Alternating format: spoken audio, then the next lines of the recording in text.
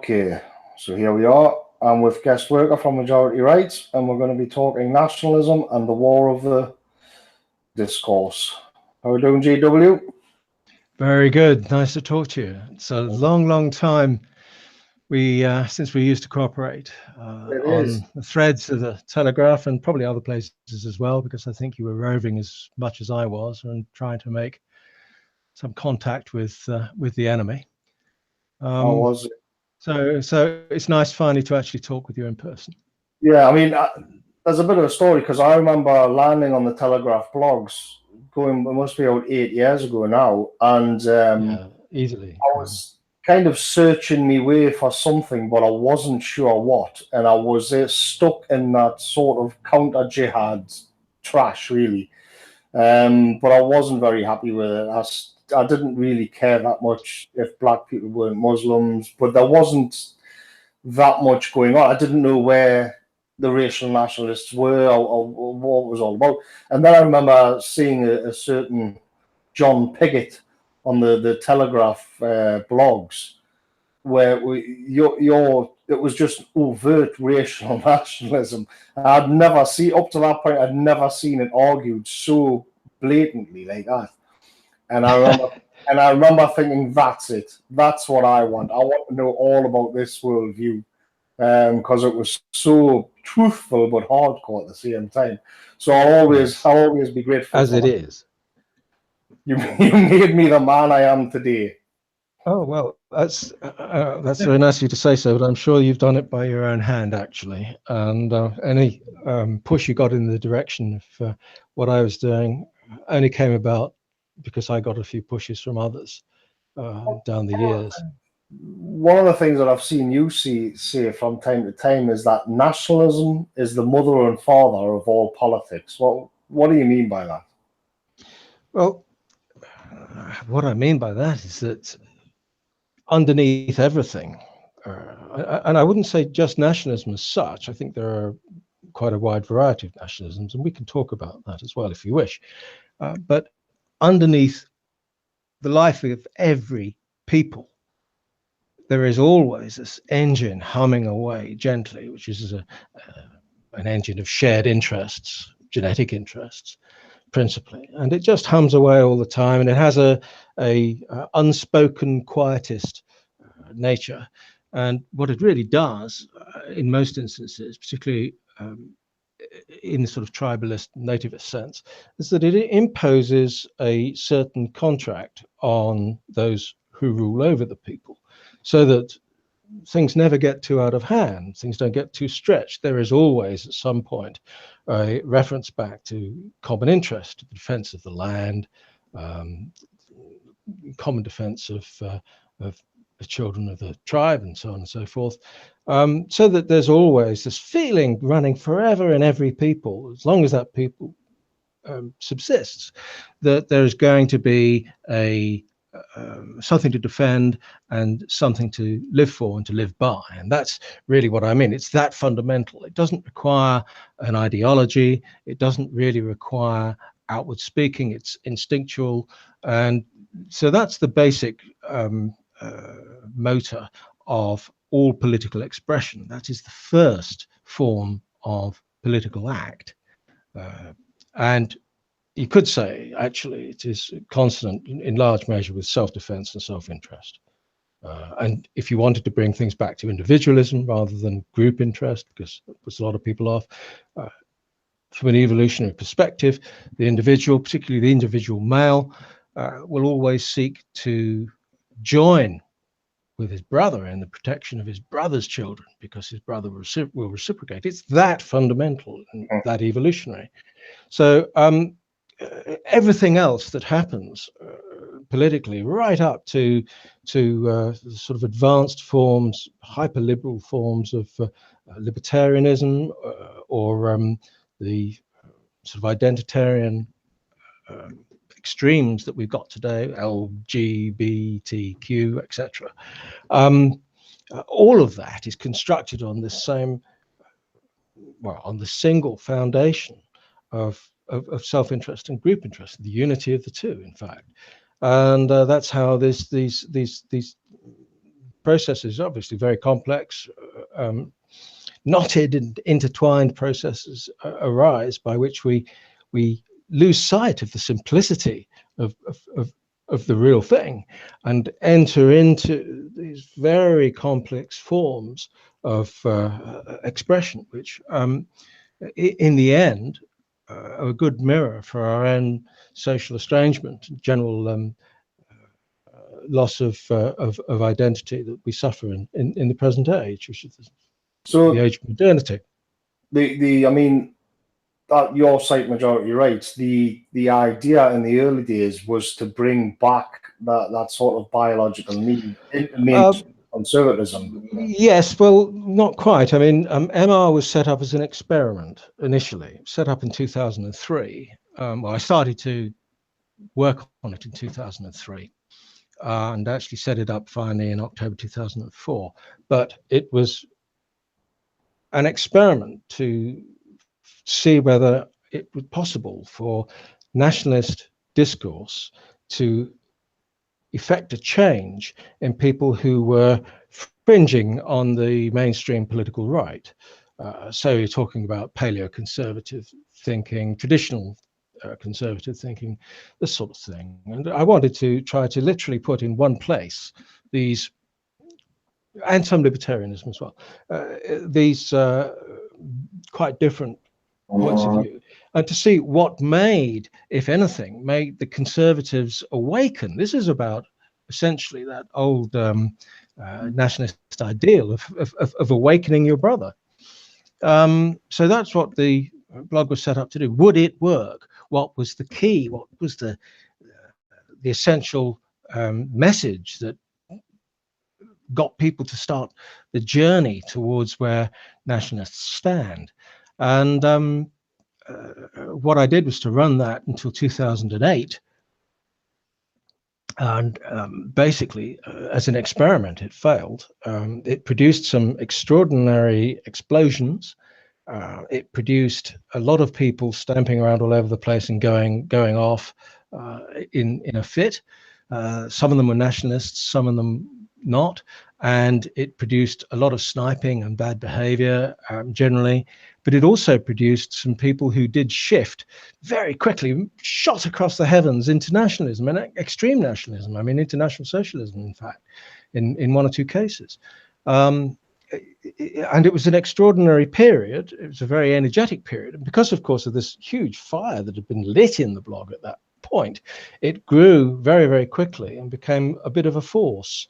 But it failed to give me the answer that I wanted. I was playing God really over the thing, and I did not get something right, and so sufficient of it I didn't get right to produce a result that was useful for me.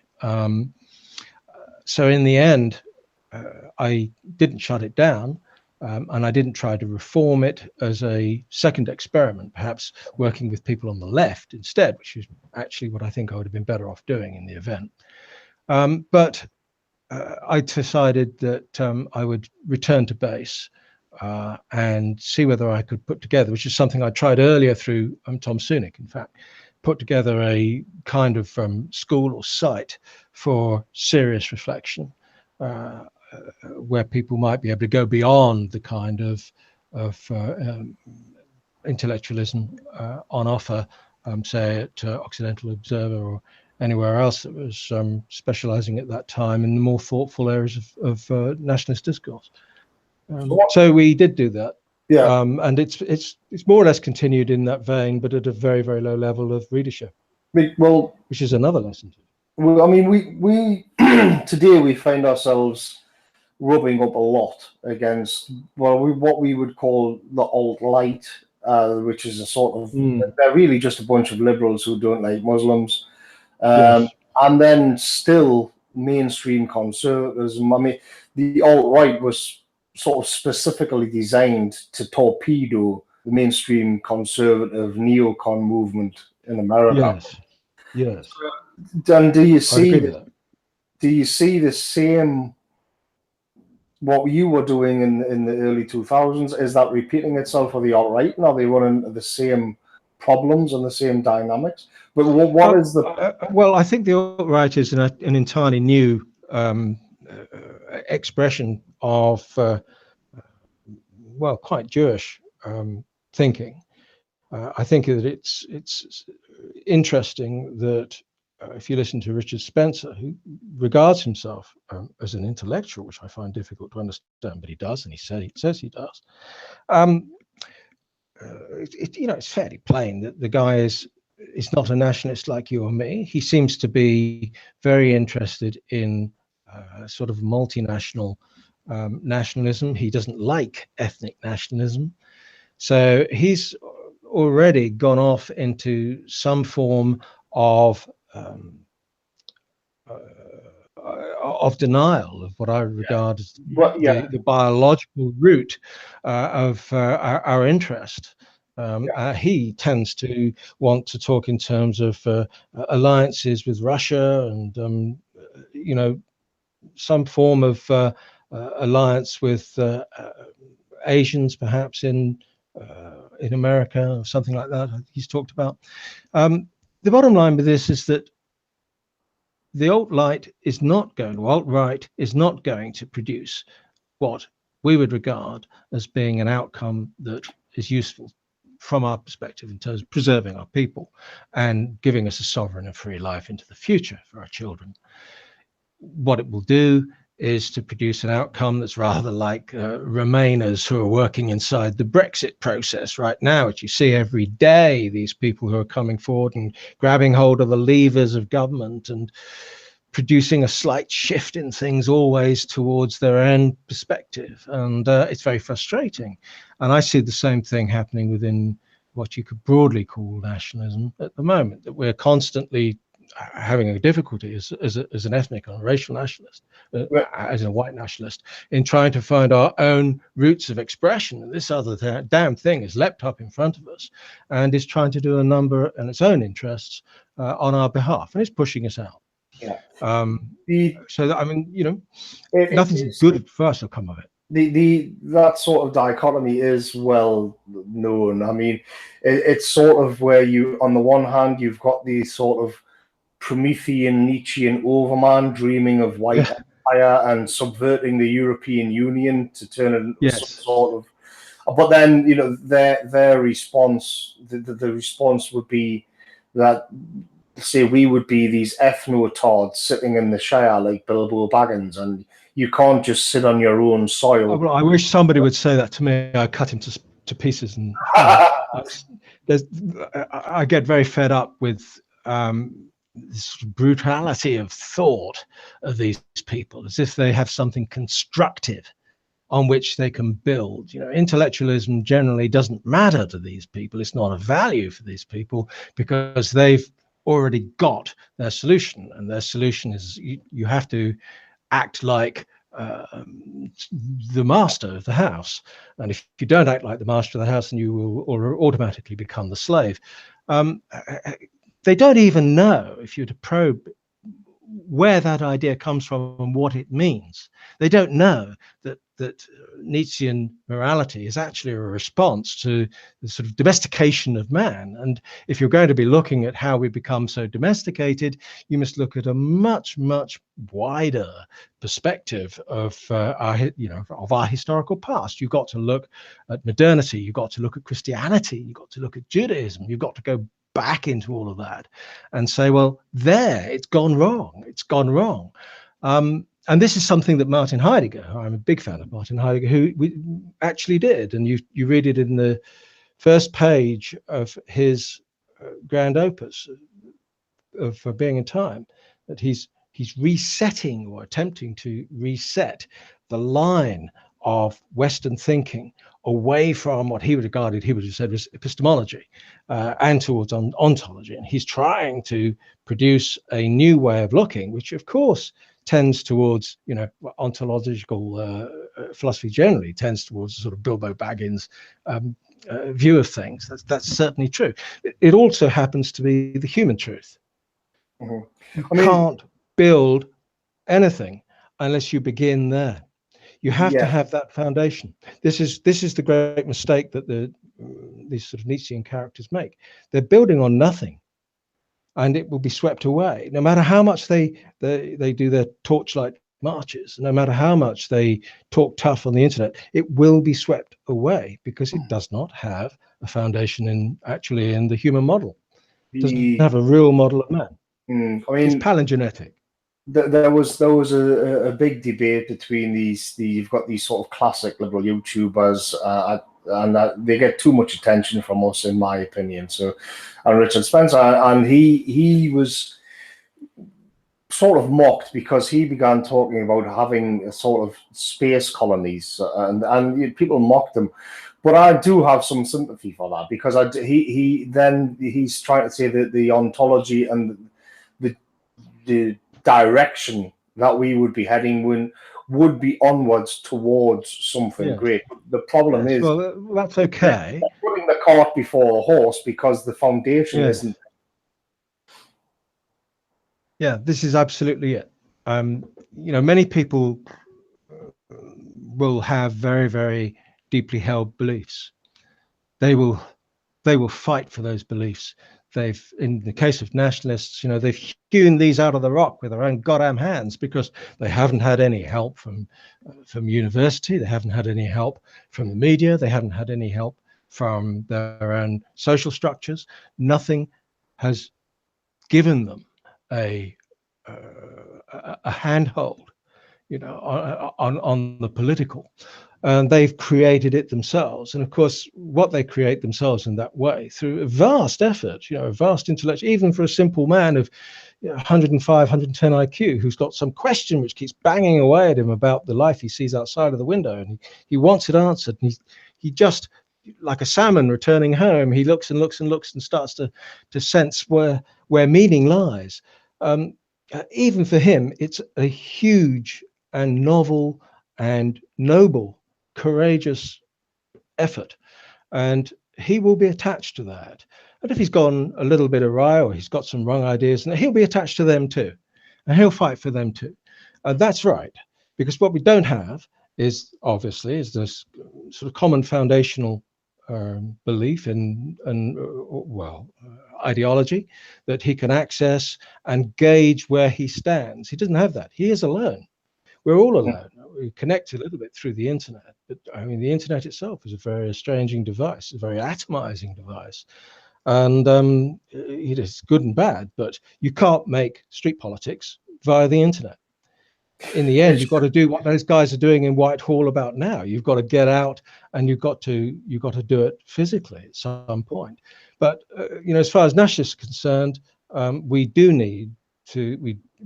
desperately need to formulate a functioning philosophy of life, which can stand as an alternative to the general liberal understanding that we imbibe with the air we breathe. We breathe from the moment we're born. There's never escape from it. It's like being a fish in a fishbowl. We simply live that systemic liberalism, and we do need to have a functioning alternative in ethnic nationalism. So that's really what I've devoted most of my time to trying to talk to people about, and to trying to instance to wherever I do work on the internet, which I do every day, in terms of going on threads and taking people on. I try to bring it back down to this absent truth, and to get people to feel around and maybe develop some kind of question. Because this is another thing, you have to have a question. You had a question when you were looking. You had a question before you discovered Gates of Vienna. Yeah. You had a question, and it's the formation of that question. It's the dissatisfaction. It's the cognitive dissonance, which starts it all off. If to go back to the Gates of Vienna, that's a good point, because I was going to do a blog post on this at some point. But one, I remember. Do you remember the blogger Fjordman, who was a big thing? Jewish boy. Yeah, turned out to be Jewish. Yeah. Well, what had me stumped on that was that they would it was all about cultural Marxists, not, but that would be it. It was just this phantom, the left. And Yes. so when I was looking around, and they tell all of these horror stories, and I couldn't understand that a country would do that to themselves, because I could understand that there was going to be some fringe group of lefties, like the Yes. Japanese cult that blew up or gassed the tube station, the train station in Japan about 20 years ago or something. And so I can understand that you'd have like a weird self-destructive cult, which is what the left would be. But I could Mm. not understand. But to me, it was that under a healthy and normal national life, it would be stamped out and just ridiculed and sidelined and ignored, and it would die within a generation. It wouldn't As it go did in anywhere. Japan. Mm. Yeah. So it wouldn't become this sort of all-encompassing hegemonic force of mass destruction in the way Right. that it has, because a healthy people would have destroyed it Yes. in the crib. And so what I didn't get from Gates of Vienna and all of these sort of counter jihad sites was the reason to why. Why would the why would the people do this to themselves? And I didn't believe that they could. And then, of course, you pull the curtain back, and you just the new you know who's are standing behind it, and then that's the big revelation, because what flows from that is a quite brutal look at life, and nobody's liberalism can survive that. No. Nobody's liberalism can survive this sort of Well, harsh reality. it there are so many things that are tied up with this. It is very difficult to create a proper understanding of the world unless you understand the role which Jews have played in it. This is for sure. And that role, of course, is in pursuit of their own ethnic um, goals, because, I mean, it's perfectly expressed in Judaism. It is a hyper-competitive struggle, ultimately for supremacy. It's as simple as that. Supremacy in perpetuity. And trying to get to that very stark truth from a position not just of ignorance, but of having been provided with a very good set of understandings, of historical understandings of how of what is good and what is evil, and who the victim is, and so on and so forth. One's really insulated, completely insulated, and it comes as a hell of a shock to discover actually that there is a Jewish component to our situation. There are other components to our situation, but the Jewish component is a significant one. There is a question as to how significant, and I'm not a single Jewish causer. I don't like that. I don't think that it's nearly nuanced enough to hold the view that this is simply a battle against Jewry. You can ask a completely fair question, which is, where would we be if we did not have a sort of tribal intellect that was producing Marxism in all its forms, critical theory, the post-structuralists, uh, feminism, gay rights, libertarianism on the other side of the second wave libertarianism, on the other side of the it is a complete even things like anarchism have been highly influenced by Jewish thinkers. And the idea that would have been there before, well, they're very intelligent people. Oh well, they're very interested in ideas. Oh well, they read a lot of books. All of that sort of comes as excuses. Don't look. Don't think about this. Don't wonder why there's such an instance of Jewish thinking, and why, generally speaking, all of this tends towards the same outcomes for us of our disenfranchisement from power, of our self-estrangement from self, of our atomization and alienation, and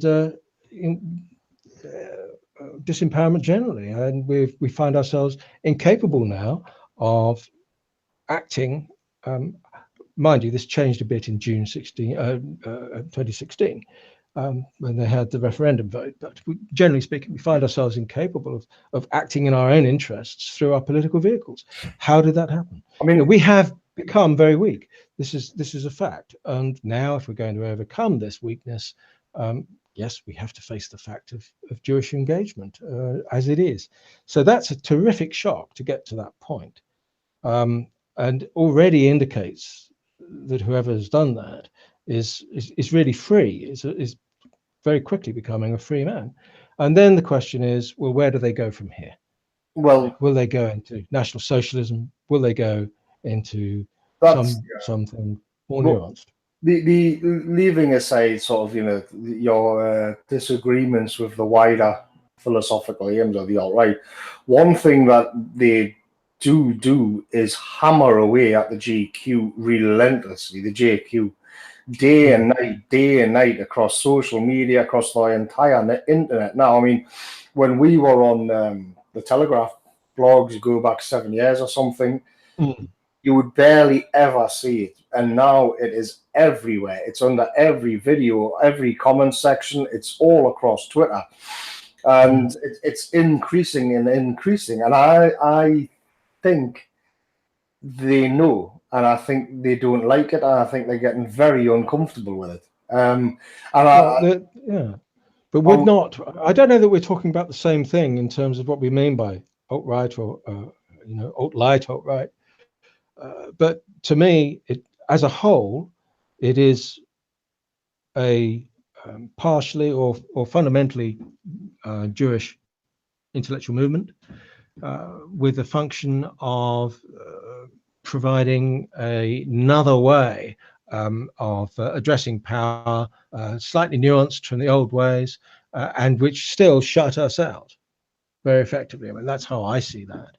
Well, so I wouldn't say that the people who are pushing a Jewish or the Jewish question, wherever that may be on the internet, would necessarily belong to that particular movement, to the Spencers of this world, to the YouTube guys who've suddenly popped up doing talks to camera all over the place, mostly about Islam. I mean, Kevin MacDonald would class himself as being alt-right, but I don't get hung up on names. I just say I'm a nationalist. At the end of the day, but I obviously nationalist. But I do pay attention to the wider scene and things like that. So what really, it's not what I was getting into. It doesn't really matter if you can call it alt-right or not. There is this exponential increase in awareness of the JQ, and that's good. I don't know where that's going to lead, but I do think you can see it in the amount of censorship and in the hate speech laws and everything like that. I mean, they had this in America. I think it's strange because in America, because they've got free speech, I think that lends itself. We just had the Patrick Little running for Senate in California, and so he was going on social media, like really pushing the JQ hard, and because the Americans got free speech, it lends itself to having sort of renegades popping their heads up a bunch above the trenches and having a pop at the entire system, which is good, and it's a sign of the. And he came to that by reading MacDonald's Culture of Critique. And so it's a strange situation because then, of course, he's going to lose. But then there's another one running in Illinois, and then there was another one called Paul Nehlen. And then in the next round of elections, there's going to be, I think there's 8 altogether. And then in the next round, there's going to be maybe 20. And it's and I think the way the memes and the social internet activism, it lends itself to that in America, whereas in Europe, we're up to our necks in hate speech laws, and it Yes. it doesn't have a way to manifest itself because you can't put your head up above the trenches. So I think there's the establishment panic because they don't know what's going on out there. Because at least in America, where people have got free speech, the system knows kind of more or less how many people are thinking what, and in Europe and in Britain they don't, and I think that's making them nervous. So what's your take on that? Well, this is quite a long way removed from where I really do my work, but I don't know. It seems to me that as far as the establishment is concerned, I'm hearing my own voice, by the way. I don't know why that would be. I'm getting some feedback. Can Sibutin get rid of that? Or have we had a dropout? Hello? You should be okay. I don't know how to fix that, by the way. It's only maybe somebody in the chat. You sound fine on this. You sound fine on this end, by the way. I'm quite happy to listen to it coming back. I mean, it's a bit annoying, but it's not important as long as it's not going on to Theberton's feed. So I don't know if he can let you know whether that's happening, because we'll have to stop and start again if that's... No. Your voice is coming through fine. The chat are saying. Okay. Sorry. So let's get back to what we were talking about. Yeah, the establishment is in a very difficult situation right now because it's got just about all the laws it can bring into being. It's got everything more or less that's been asked of it. If you go on to the Home Office website, there is an article up there from 2016, purportedly written by Sir Eric Pickles, and which lists all of the just about everything. Actually, it's a kitchen sink article. All of the possible forms of anti-Semitic speech that could conceivably be covered by a Europe-wide definition of anti-Semitism in advance of a generally accepted law on the matter. So they're still trying to wind it up. Also, I mean, Jews themselves are trying to wind it up.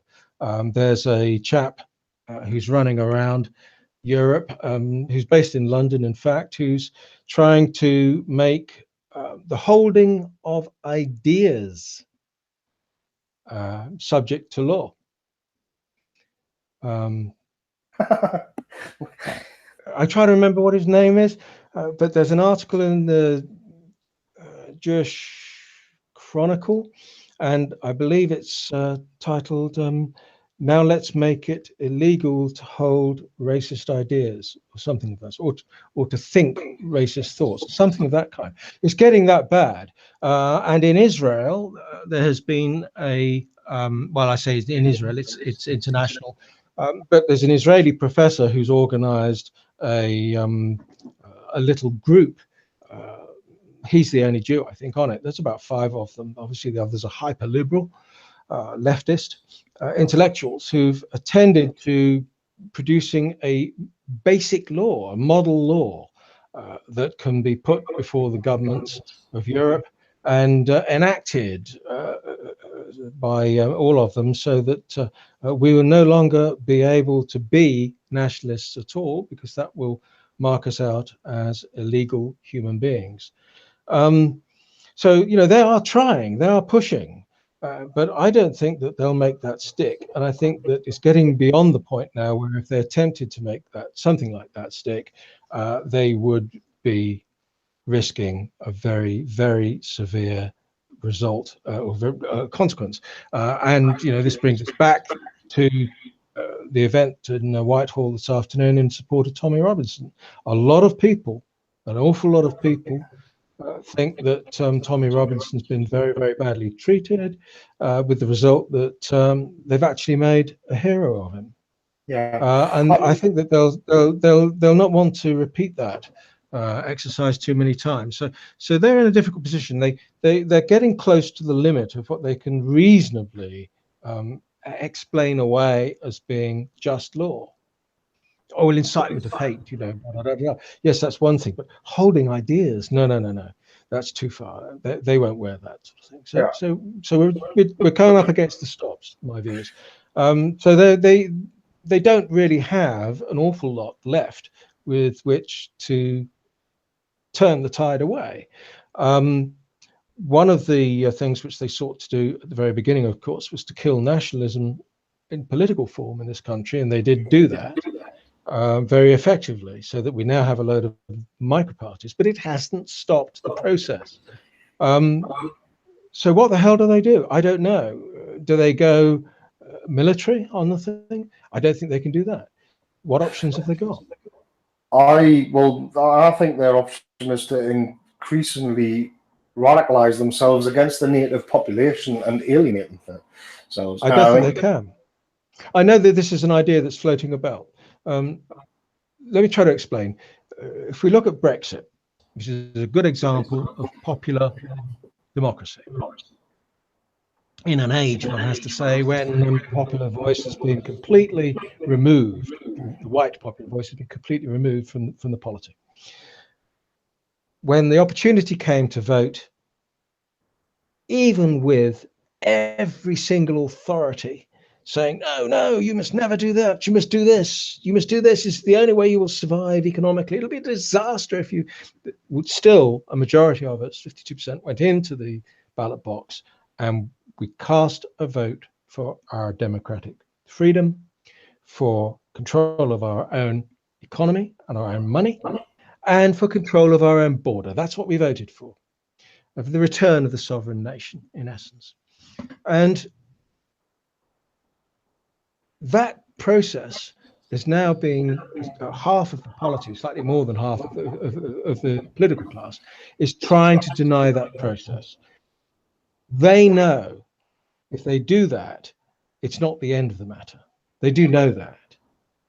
And I can see a point in another 5 years' time when perhaps UKIP, perhaps Farage, perhaps something more nationalist, will come out of the woodwork and will repeat the UKIP lessons, but much more vigorously.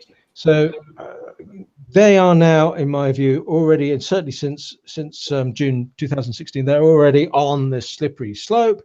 And whatever they try to do, if they try to become, as you say, more radicalized, they're going to only speed up the rate at which their little feet are running on the spot, trying to prevent themselves sliding back.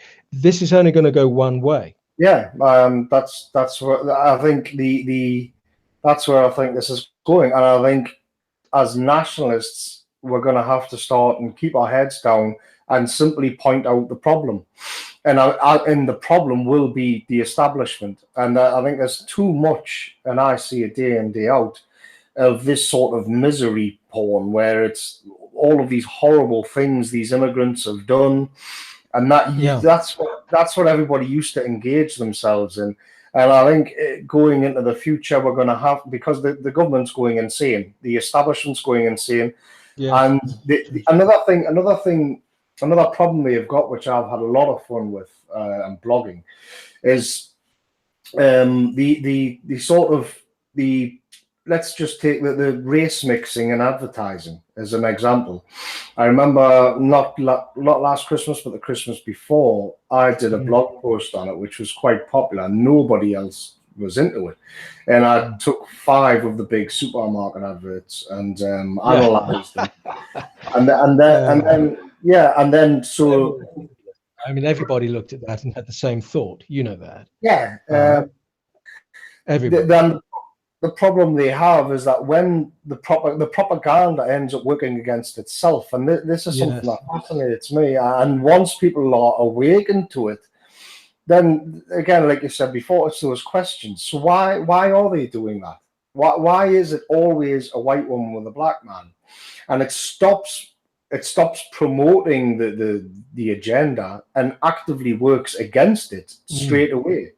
And it's actually very easy to do. And so last Christmas just gone, there was people pumping out videos all over the place about this, reaching hundreds of thousands of people, asking, have you noticed this? Isn't it strange? And the supermarkets started having to sort of explain why they were doing it, and to taking down their YouTube videos and not letting. Well, how many people watched Top Gear regularly or fairly regularly? Oh, millions. It was millions. Millions and millions, and not only in this country, all around the world. There are probably, 40 million people watching every episode of Top Gear somewhere in the world, if you added them all up. And suddenly they throw out Hammond, Clark, and May, and they replace them with a pretty deracinated Italian American and two colored blokes. Nobody wants to know. Now the Italian American is left, and they're talking about bringing a female in. They're going to kill it stone dead. Well, I think they have already. They cannot succeed with their product. Their product is, in essence, their product is the race replacement of European man in all of his living spaces in the West. And they cannot successfully sell this poison to us. It's that simple. Oh, this is great. Diversity is our strength. No, they used to say diversity is our strength to us. They were all saying it. You can still get records of virtually every senior politician in the West who would use this formulation up until 7/7. And when that happened, the only time they used it was when they were talking to a non-white audience. They never used it talking to us. It fell out of favor in one night. So, there is no way that they're ever going to be able to sell us the dialogue of our own obliteration. They're not going to be able to do that. And what they've lost. Brute force. You just see more and more brute force and state coercion, which can't win in the long run, I don't think. But it means our people are in for a really rough ride of it before we get through this. Well, maybe. I think that there's one single hope, which I don't think they've got the courage to work on, which is that they can get the borders open enough and get in enough people to flood us quickly enough to prevent us from finding our feet. Now, that might be why the Germans opened the borders to Syrian Arabs and everybody else they could get in 2015. But the consequences of that were horrific, and they've had to step back from it. And they will never do that again. They're trying to keep open the flood from Libya, but that's now going to be closed by the Italians. So where are they going to get the kind of highly concentrated, rapid injection of foreignization from? They can't just do it now. There's too much weight of opposition, just in public opinion. So I think that the tremendous shock to the establishment of the Brexit vote in this country serves a similar purpose. You have to go back to 2010 really to know how arrogant these people were. They never mentioned that they were going to homosexualize marriage in the Tory party election manifesto, and it was the first thing that he did when he got in. When Cameron got into power alongside Clegg. First damned act that they did was that. And, nobody ever had an opportunity to submit to the Conservative hierarchy a view that this might not be what the Conservative Party members want, never mind the general electorate. It didn't matter. They were doing what they want. They were satisfied. They were using their power to satisfy their own particular ideological aims and objectives, and that was all they were really interested in. They didn't want to know about anything that might restrain them from the outside. Well, they pursued the same type of thinking in 2015 at the election when Cameron very cynically said, well, okay, kippers, we don't want millions of you are voting against us, as you did at the European elections, which, okay, fair play, you won, but here you go. I'll give you your referendum. Ha ha. Now you're all right. You know, you've got that. You can safely vote for us. You've no reason to bother with Farage. Forget him. So it worked. There were 4 million odd that didn't vote, but they got, you know, they still got there. And the bottom line then was, okay, well, we've got this damn thing round our necks. Didn't expect to be in office, thought that the Lib Dem vote would hold up and we'd still be in coalition, but here we are. We better hold one. It's not a problem. And Cameron went to Europe and he said, there's no way that they can win. We're going to win this for Europe.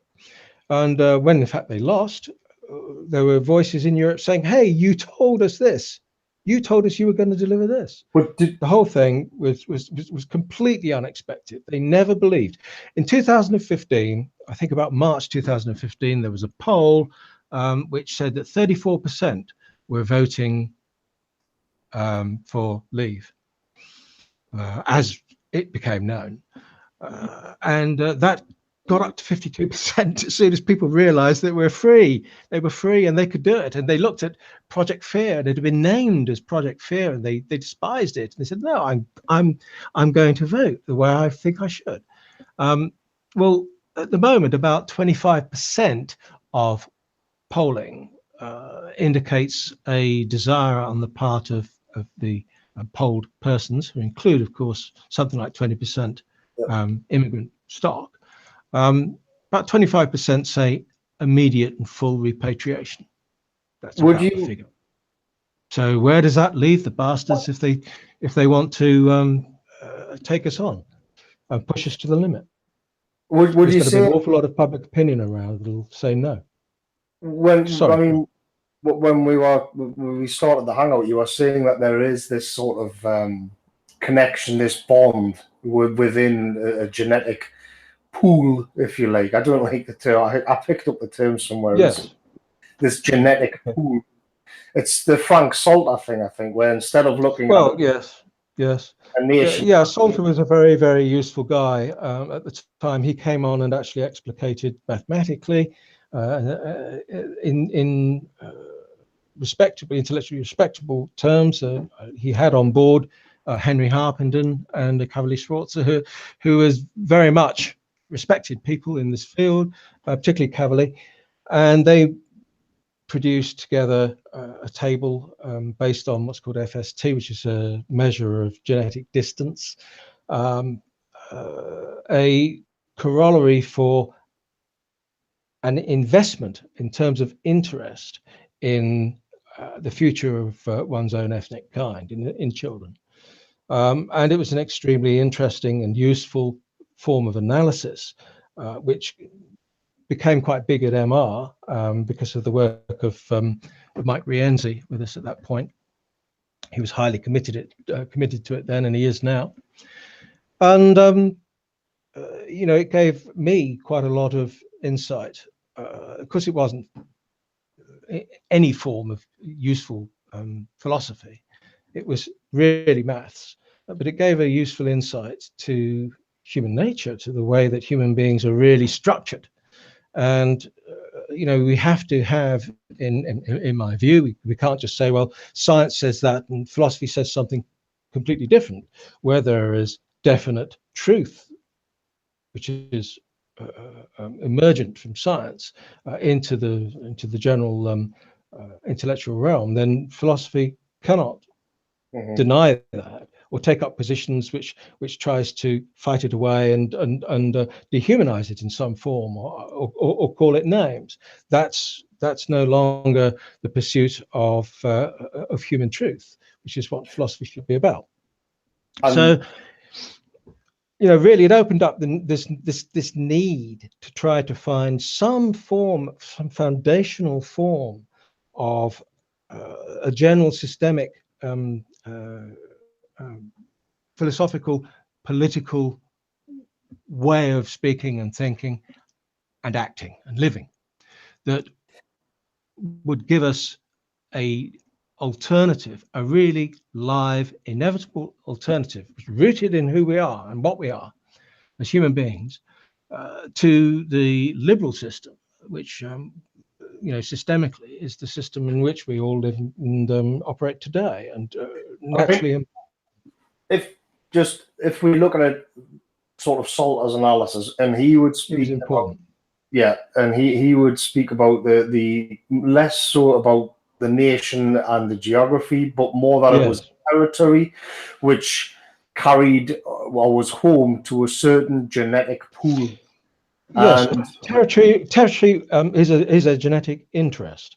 yeah, It's not a primary interest. It's a secondary or tertiary interest, because it is a guarantor of the existence, holding that territory. It's a guarantor of the existence of the tribe, or ethne is his word, or people is the word I prefer.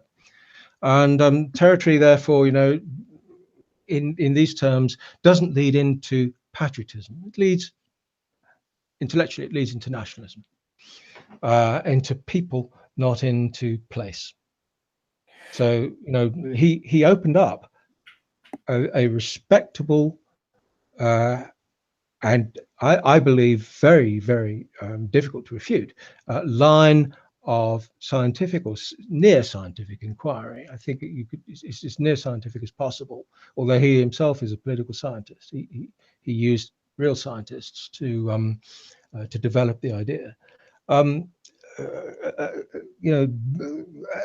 as near a good basis as possible for a way to start thinking nationalistically and not merely patriotically. Patriotism is the friend of the conservative and the traditionalist, who may or may not be a friend of his own people, which is one of the problems that.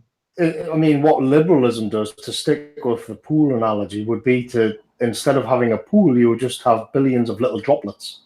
You Which, you have a capacious bag for any gene from anywhere and no discriminative power, because the essential idea of one of the essential ideas in negative freedom is anti-discrimination.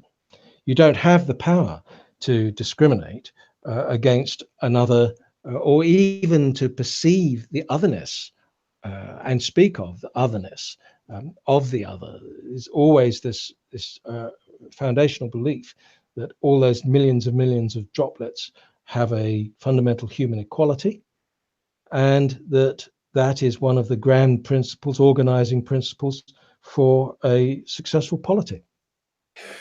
one of the things that I loved when I read MR was seeing the Graham Lister's dismantlement of the unfettered will in the liberal. Yes. Well, it was, yeah, I Yeah. love that stuff Dr. because, Lister. Yes. yes, because it's again it's something, and now that we we find ourselves expanding and expanding on the internet, and you rub up against these other groups who aren't just a bunch of crazy neo-Marxists or lefties. They are these sort of skeptic liberal types, and for them, it's all abstract values, and Yes, indeed. they So. think we are these sort of we are like these collectivists, like the Borg from Star Trek or something, right? Well, but this is fundamentally a libertarian philosophy, and libertarianism is a Jewish philosophy. It's written in large measure by Popper and Ayn Rand, and you look at the economic aspects of this kind of thinking, and it's extremely Jewish, mostly American Jewish in its origins, and some of it is very, very good, and it does ring a lot of truth bells, but and I'm not saying it's just a trick, in the same way that obviously critical theory is a cheap trick, to be perfectly honest, cheap tribal trick. But there is something in libertarianism. It does have possible roots into an understanding of what human beings are. But the fundamental difficulty is that it has a model of man which is ultimately Judaic. It is a model whereby Europeans are expected to relate to some form of avatar, if you like. Now, that can be an individual, this idea of the liberal individual, or it could be an idea of the Christian, the saved soul, or the Christian seeking salvation, and a relationship not with his people, not with his nature, certainly not, but with the Jewish God. And it does actually come out from that, because, in Judaism, the sort of Messianic age is brought in by the perfecting of the world, they call it now. This is about the 19th century. They've had this Tikkun Olam thing, perfecting the world. Well, what perfecting the world does not mean Jews struggling for their own self-perfection, because that is not part of Judaism. Jews are chosen. So that struggle does not take place. You have to be correct in the way that you address your brothers from a highly legalistic perspective. But as regards this perfecting process, that's really a question of shaping the Gentile, creating in the world the conditions under which we can be committed to this messianic future, whereby Jews will speak directly to God and will be loved as a priestly class forever and ever, and set apart over the rest of us, deracinated, beings. It's a very crude form of ethnic struggle, but it's had a immense effect. And one of those effects, in fact, is that Christianity served it. Christianity is Judaism for the Gentile, in essence. But out of Christianity, through the Neoplatonics, through the Renaissance, through Descartes, and through into Locke and the Enlightenment philosophers, we got this idea of the liberal individual, this creature which is based in some kind of reference to self, without any wider understanding. This being is a standalone being, and it only has to pursue its own self-interest and make its own self-choices. To be fully human, it must have the power of self-authoriality. Yeah, so that it can choose what it wants. It can choose to be, it's got to the point now where a man can choose to be a woman. Yeah. It's that absurd. And there's barely any cutoff point at all. I mean, some of these big YouTube channels who people in the nationalist circles have been debating with, the logical conclusions to their worldview, which they have to back up, because they can't. It's one of the things they'll say. Well, what is white? And it's explained to them time and time again. But that then works in reverse, because do you care for your own children? And if not, then why not your cousins? Yes. And a lot of them they've thought about this, and they've gone so far as to say, well, of course I care about my own children, but I don't care too much about the world they're going to end up inhabiting, because I'll be dead. That's where they because I'll be dead. I've heard this many times.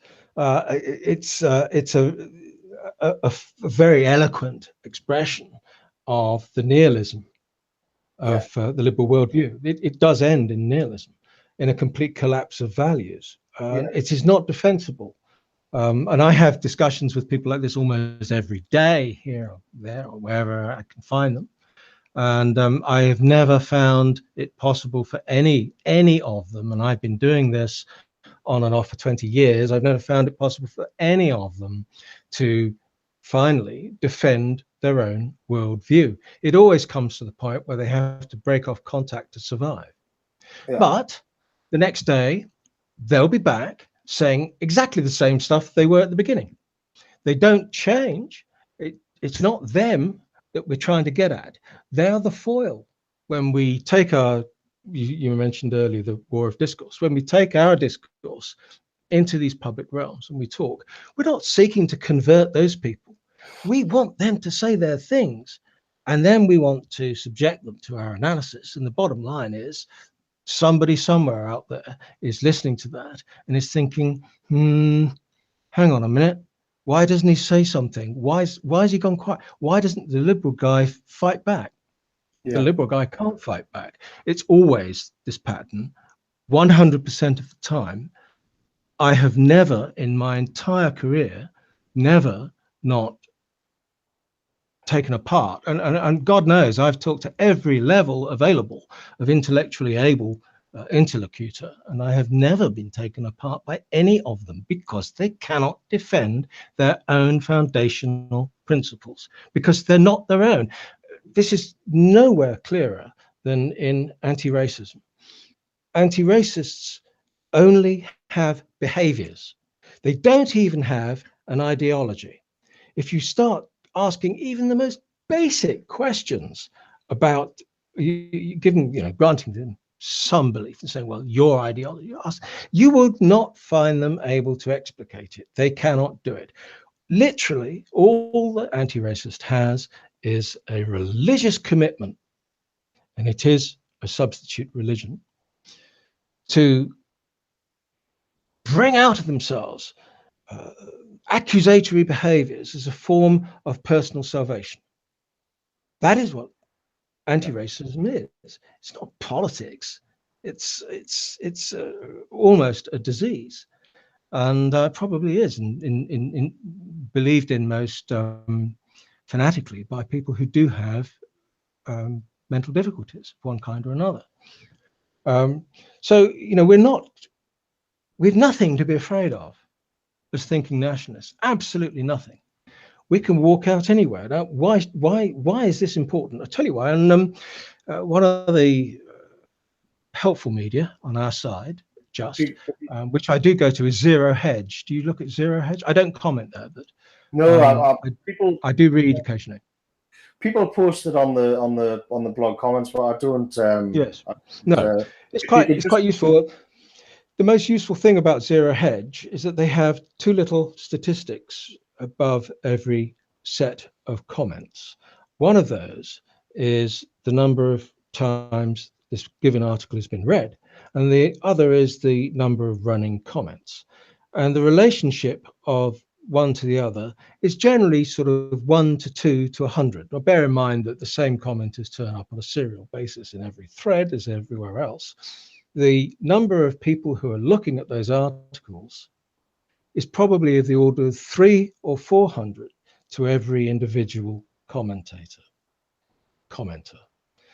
Well, that's not a bad audience. Yeah. If you're going to find a medium whereby you can actually get down to brass tacks with somebody of either a liberal bent or a Marxist bent, or with a Jewish man or whatever you can find, knowing there's 300 or 400 times as many people going to read that as are going to comment on it is a pretty good incentive. So yeah, I think it's one of the most crucial forms of political expression that we have, and for a long time it was really the only form of political expression that we had, besides failing nationalist parties, which obviously one tried to support, but in the end the power of the state overwhelmed them. Still, we're running. I mean, I just want to nip the toilet, but you can carry on speaking for the chat, because you hang on Brendan O'Neill's side on Spiked. Yeah, and a bit. Yeah. Yeah, it's that worldview again, and you see it to one degree or another. It's about freedom of speech, but they've never actually got much to say with that freedom of speech. No. And you've got these Jordan Peterson and Steven Pinker and Sam House, and now the establishment is promoting them as this sort of intellectual bulwark against nationalism. Yeah, I mean, that's right.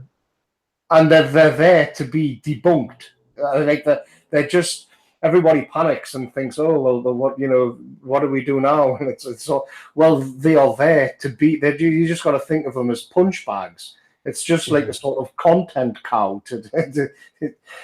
What do you think of all? Do you see that happening? That they are popping up these sort of? I think you have to be a little bit nuanced about these people. I mean, Pinker in his time was very useful.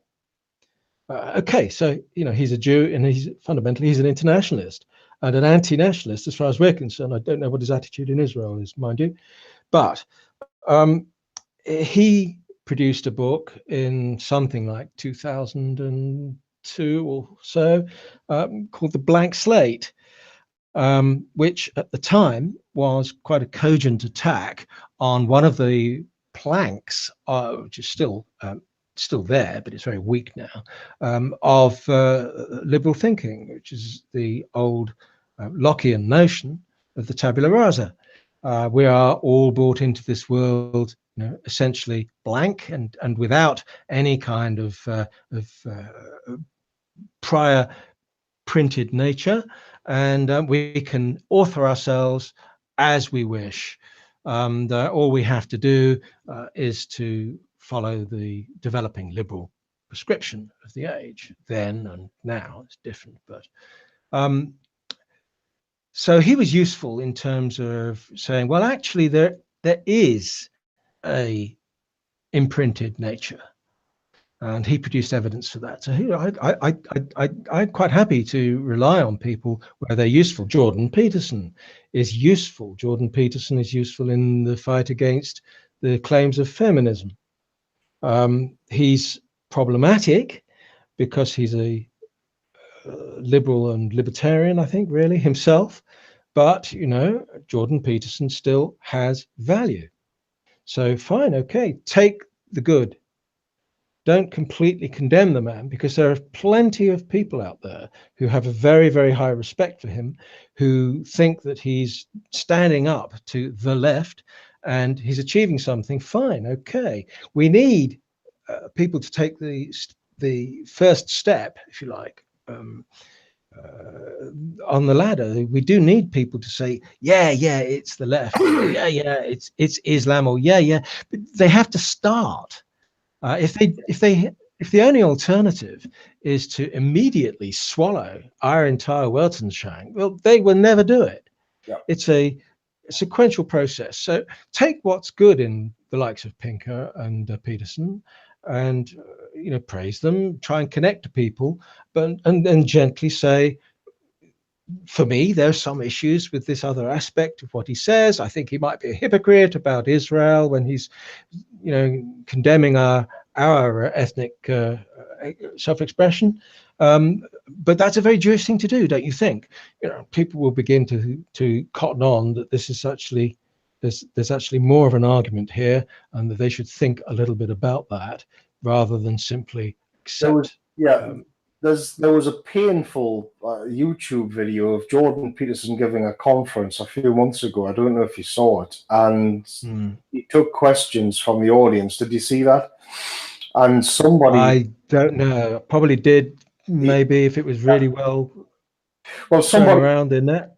Somebody in the audience popped his hand up, and Peterson took the question, and then the person said in the audience, this guy in the audience said, have you read 200 Years Together by Alexander Solzhenitsyn? And and is there, when we look at these, and he can't sort of when we look at these Jewish individuals who control all of the media and centers of power in America, is there a possibility they could turn on us and do to us what they did to the Russians? In your opinion, Mr. Peterson? And he did this, he's got this sort of Elmer Gantry way of sort of stalking around the stage, but and he did that kind of strained thing with his hand on his nose, and it was all just too much. And eventually he turned around and just said, I can't do it. I can't do it. Wow. And that was it. That was, and he'd reached the border. That was it. Yes. And he couldn't get away around it. And it's our task to carry people. So he got the Cathy Newman gotcha treatment, actually, didn't he? Yeah. How funny. I still think the guy is a positive. When you look at his message, it's this sort of funny Canadian accent. He's saying, stand up. You just got to stand up. You just got to be a man. Women like men. Yeah. They don't want you to be a child. Do this stuff as if that's some kind of golden message. And there are millions of obviously very self-estranged and lost souls out there who are finding in this something useful and true. Fine, okay, let them do that. It's a beginning. It's a beginning. The criticism of nationalists is that he's taking away our audience. He's taking the way the people No, we want. no, no, no, no. I've never thought that. In my own history, I was born a long time ago, and I'm, not a young man now. But during my lifetime, I spent a long period. Somebody wanted to talk about politics, I would say I'm not a politicist. I don't believe in the Labour Party and the Tory Party. I'm not satisfied. But I did not have the possibility of connecting to anybody. This is going back through really through the late 1960s, 1970s, and onward through to the election of Maggie Thatcher. And I just couldn't put into my own words what it was that I was dissatisfied with, and I couldn't identify enough about it. I just didn't feel that I could engage truthfully, and I could not belong to the normal political debate. It just didn't sit right with me. So I was in this kind of limbo land of looking at things, trying to analyze them, basically from what I was reading in newspaper and books, not only, but without any connection to another living soul. And it wasn't until the internet happened that I began to connect to other people, and found that there was an awful lot out there who were in the same situation as myself. Some of them had gone further, some of them had not. And it was a revelation to me to find myself in what is now, I would suggest to you, a majority opinion that we are not served by the political world which surrounds everything that we do. It is a very powerful environment. It comes at us through the media. It comes at us through our behavior, almost through the behavior of our mates, our workmates, the behavior of our family, that they've all imbibed these necessary reactions and to events and so on and so forth, so that it builds up as a kind of totality of political, and suddenly there's a pushback against this automatic presumption for the liberal zeitgeist for a generally progressive attitude in life, to think that we're going somewhere, that things are going to get better. They're not going to get better. No, they're going to get a lot worse. But now I think more people know they're going to get worse than think they're going to get better. I think the tide has turned in that respect, and that is down to the internet and the sense that we're connected, and the sense that we have somebody beside us and we can speak.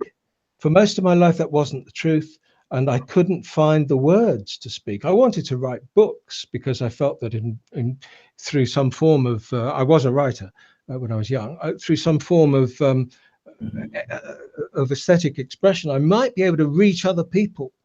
And I might be able to communicate something of my own sense of not belonging. Yeah. But, suddenly the internet arrived, and that became unnecessary. And suddenly I found that the world was not the world that I thought it was, where I'm surrounded by this wall of establishment-derived thinking, dictated thinking. But there are lots and lots of people who didn't take that at all, and had some wild ideas about how to, and now you get to the situation where it spiked particularly, but I think it's a general opinion here, that the university education of today, this whole snowflakes thing, they're just doing what their professors tell them, and their professors are just doing what their professors told them, and the idea of inquiry, of intellectual inquiry, has left education. Yeah. It's just become a process of writ. The world that you move in and believe in and give yourself to, that world is unchallengeable, and it sweeps over you and owns you and actuates you, and that's okay, and you'll profit thereby and you'll live your life thereby. And that idea is losing ground. There's now a general criticism of the university class, if you like. Social justice warrior. Well, yes, exactly. That creature. My my idea on that is that I think the established. I mean, I'm not nearly as kind on the Jordan Peterson sort of gatekeeper No. type as you are. Yeah, I don't see him as a gatekeeper. I see him as a step, Yeah, maybe an unwitting step, but I I can pull people over him. yeah. I mean, my take on that is that the establishment, I think, these are aware that the social justice warriors have become a bit of a disaster because in part, they blame the rise of Trump and Brexit to a lesser degree on this sort of white privilege theory, safe space kind of trash, really. And I think they're beginning to think they're a liability. And what they're doing instead seems to be to sort of push these more classic liberals. They're a little bit more intellectually robust, and they're pushing them towards this sort of genetic pool of white identity and white racial interests. They're using them like the social justice wasn't up to the task, so this is the next wave of sort of. Well, yeah, well, okay. I mean, one of the great problems that one has in gradually waking up is learning over and over and again that the world is very complex and that understanding it requires a very nuanced approach. And obviously, it's a natural enough thing to want to take a broad brush to it and grab something and say, yes, that's how it is. I've got that nailed down. I understand that. And I think it's much more difficult to in reality to nail down than that. In a sense, there comes a point when one's given oneself up to sufficient thought on the matter where analyzing ceases to be of interest. Analyzing itself becomes a limiting rather activity. That analysis is not enough. In the same sense that philosophically, science is not enough. You can't build a systemic model for how to live well and how to live truly and authentically. You can't build that from scientific precepts. They just don't correspond. They don't translate. And in the end, you can analyze the Jewish question. You can analyze the question of the modern liberal. You can analyze the question of the products which have come out of critical theory. You can keep on doing this. You can go deeper and deeper and deeper and separate and analyze and separate, compartmentalize, and gradually build up a very detailed, populated sort of smorgasbord of analyses. But still, it does not add up to how one answers the question of how do we live. Yeah. That's the real question, and that's why philosophy ultimately has to be done by I'm talking here of nationalists, by our class of thinkers. We have to do that work. How do We have we to do it better than the National Socialists ever did it, that's for sure. how do we so how do we then present that as a viable option for the English or the white? These things. Okay, philosophy from within the system is finished. It's now something like probably 60 years since there was a really original approach in the Western canon. And that last original approach fundamentally was what is known generally as postmodernism, but it's probably post-structuralism. Structuralism was a early 20th century philosophical school, which was an answer to 19th century existentialism, or sold itself as an answer. And what we call postmodernism actually grew out of saying, well, actually, neither structuralism nor existentialism, but that moving beyond both. So post postmodernism is the way it formed, post-structuralism, and many other, deconstructionism and so on and so forth. These different takes on the same general subject. Now, this was initially intellectualized by a French Jew, Derrida, and it was taken up by others, mostly Jewish, plus Foucault, who's a homosexual Frenchman. And one way and another, this has turned out to be pretty much the dying gasp of intellectual thinking in the Western canon. There's been very little since.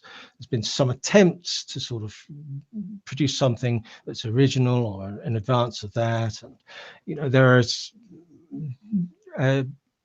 school, this sort of postmodern thinking, but it is irrelevant. It is a dying off. It doesn't transmit. And what is happening now is almost purely, we spoke of it a little while ago, an expression of the lack of belief in the modern liberal intellectual. He's lost his belief in his own philosophy. And so I believe this myself, that it has run its course. It's taken 400 and so years, or 350 years, and it's run its course. So where do we get from here? There's an opportunity for a change. We know there's an opportunity politically for a change. We know there's an opportunity in discourse for a change. We see the opportunity politically arising all over Europe at the moment. The Italians were the last ones to demonstrate that. And we see the idea of an opportunity in discourse in our own work, in our own daily work. We know it. We execute it every day.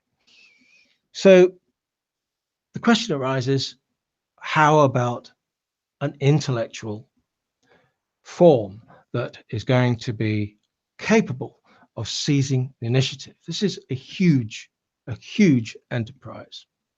It's an enterprise which would normally take a very, very long time to come to fruition. These are systemic ideas practiced across a large part of the world, the entire West.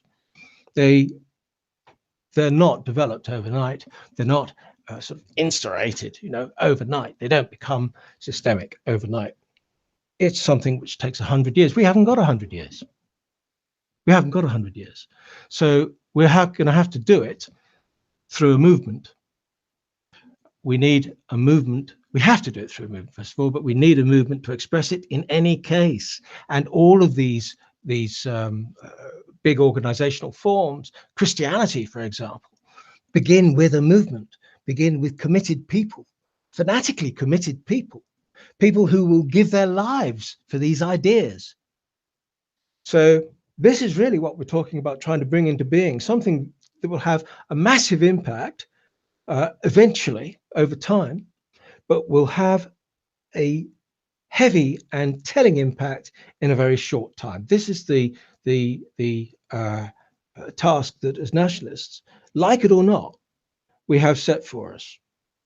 There's no messing about with this. You can't keep on putting it off. You can't pretend that it doesn't matter because it's intellectual and these people are all in ivory towers. You can't do that because this thing's slipping away from us every year. And we can't solve the problem unless we have a system of our own human truth from which we act, from which we justify our action, from which we understand ourselves, and in which our identity is expressed. It has to be brought into being. And that's the real subject that I've tried to involve myself in since 2008, to try to gesture towards that, to gesture towards the necessity for thinking existentially and in terms of identity, and providing a model of man that actually corresponds to the scientific truth, where truth is available, and corresponds to the truth of experience. And this is the thing. Will it work? Well, it will if it's true. Will it be possible to bring into being quickly enough to influence our fate? I don't know. There may be a war first that's a serious possibility we should talk about. There may be a conflict first, and we may lose the conflict. Yeah. And to get back to what I said before about the government radicalizing itself, I'm becoming more and more convinced that we need to be shining a light, not so much on the misery that the government's causing, that the entire liberal worldview, the horror that it's bringing on our people, but more to say we know, and this is what we have to do next, and this is to sort of clear away the mist and say, well, follow us over the hills, rather than endlessly roll around in these grooming. We have to end the process of analysis at some point. It's enough, sort of thing. That it's not been reached yet, but the decision to say enough has to eventually be taken, and we have to return to practical politics. And those politics have to be on the basis of a practical ethnic nationalism and identitarianism, and those have to be grounded in a real model of human being. That's the chain. That's the chain.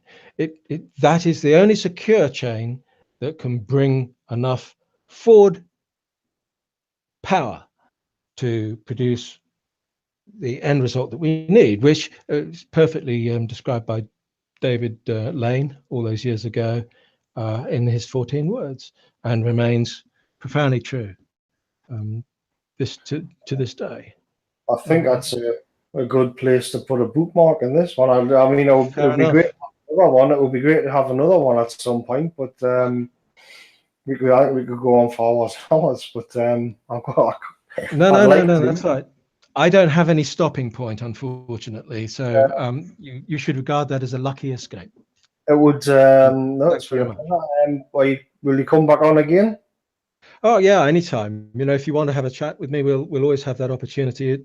I owe a lot to you because you've taken on, seriously taken on, developed and made work something which I tried to get started in 2004, which was an engine for discourse and an engine for awakening. Yeah. And you know, you have done that.